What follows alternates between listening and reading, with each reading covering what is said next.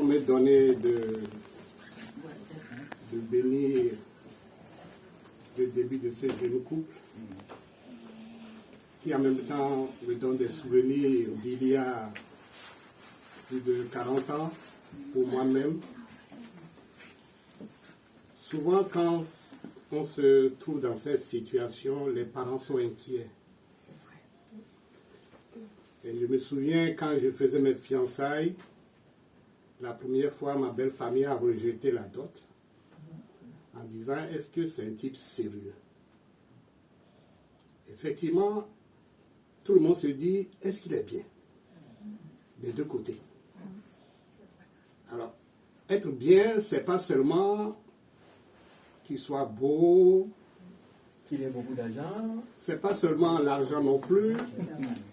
C'est essentiellement des questions d'ordre moral. C'est vrai. Et la question que les gens se posent souvent, les gens se disent, quand on veut se marier, chacun veut trouver le meilleur pour lui-même. C'est vrai. Mais on ne se pose jamais la question d'être le meilleur soi-même. Comment? Oui. C'est pour ça que le mariage, ce n'est pas le choix d'un partenaire ou d'une partenaire idéale que d'être soi-même ce partenaire idéal. Et quand c'est réciproque, eh bien ça devient le mariage et l'harmonie. C'est-à-dire qu'on ne se marie pas pour être heureux. On se marie pour rendre heureux. On ne se marie pas pour être heureux, on se marie pour rendre heureux. Et quand vous rendez heureux votre partenaire, vous avez accompli votre mission. Je le dis en conséquence de cause. J'ai vécu et j'ai traversé un mariage formidable avec mon épouse qui m'a donné 4 enfants et qui m'a permis de voir un programme de notre vie qui est basé sur la fidélité. La fidélité de l'homme, je ne sais pas si ça se trouve dans la Bible, mais c'est la question fondamentale de la réussite du mariage. Toutes les femmes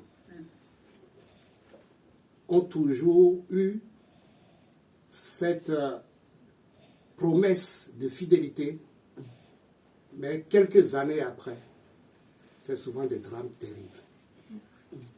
Mais la nature est ainsi faite que l'homme n'est pas fait pour le mariage.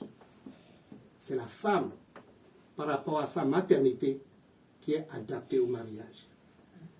Et l'homme commence par devenir, quand un homme commence par pouvoir se marier à une femme et par l'accepter, c'est en ce moment que l'homme devient humain.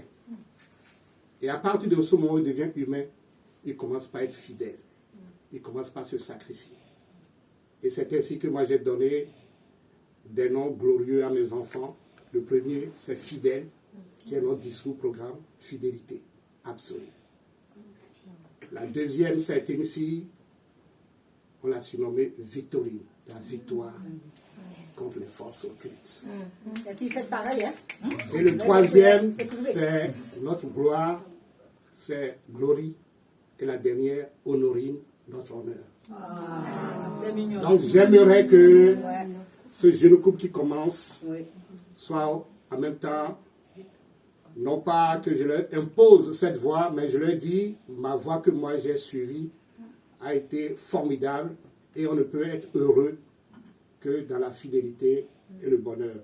Une femme ne peut jamais être une femme formidable si elle passe tout son temps à lutter pour garder l'amour de son mari.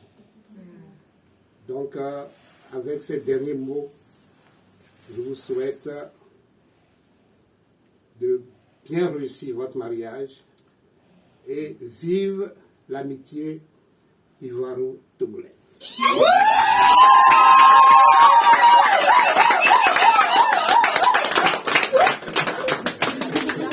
Ça, c'est beau. Merci, papa. Félicitations.